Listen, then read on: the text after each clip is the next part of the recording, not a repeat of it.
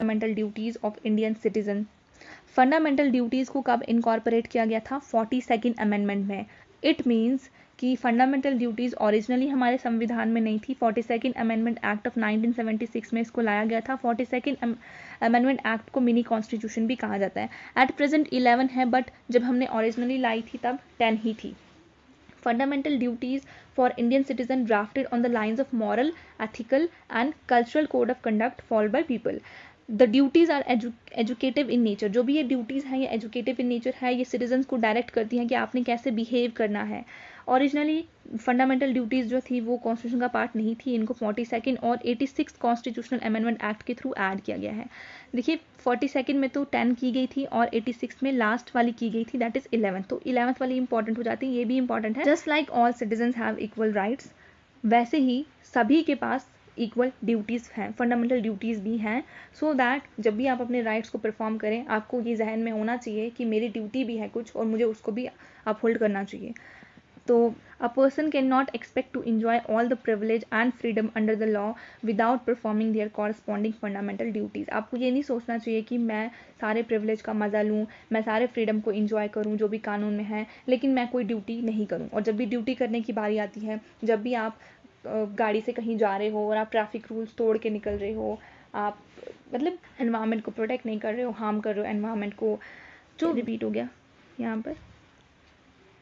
आपको ये चीज़ याद रखनी है कि फंडामेंटल ड्यूटीज़ को कौन सी कमेटी ने रेकमेंड किया था? It is Swaran Singh committee. It is important. क्या क्या फंडामेंटल ड्यूटीज़ होनी चाहिए आपके पास? National flag and national anthem की रिस्पेक्ट करें, जो भी फ्रीडम स्ट्रगल के हमारे आइडियल्स हैं उनको फॉलो करें, सोवरेनिटी और इंटीग्रिटी ऑफ इंडिया को प्रोटेक्ट करें, देश को डिफेंड करें, नेशनल सर्विसेज में पार्टिसिपेट करें जब भी आपको बोला जाए।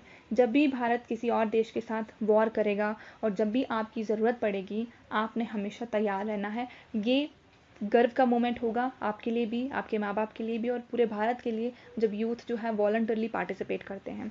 आपने देखा होगा कोविड-19 के टाइम पर एनसीसी वॉलंटियर सामने आए थे और उन्होंने वॉलंटरली सर्विसेज प्रोवाइड की थी।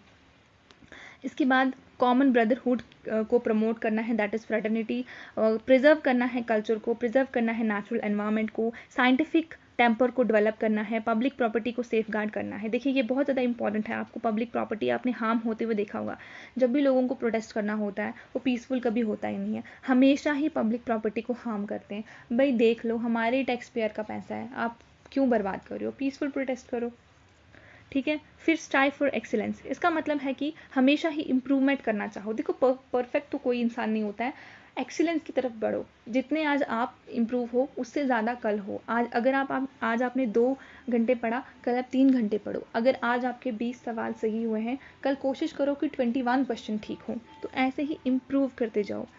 द लास्ट वन जो 86 कॉन्स्टिट्यूशनल अमेंडमेंट एक्ट के थ्रू ऐड हुई थी वो थी कि है सभी पेरेंट्स और गार्जियंस की वो अपने बच्चों को 6 से 14 साल की उम्र तक प्राइमरी एजुकेशन उनको देना बहुत ज़्यादा इंपॉर्टेंट है। तो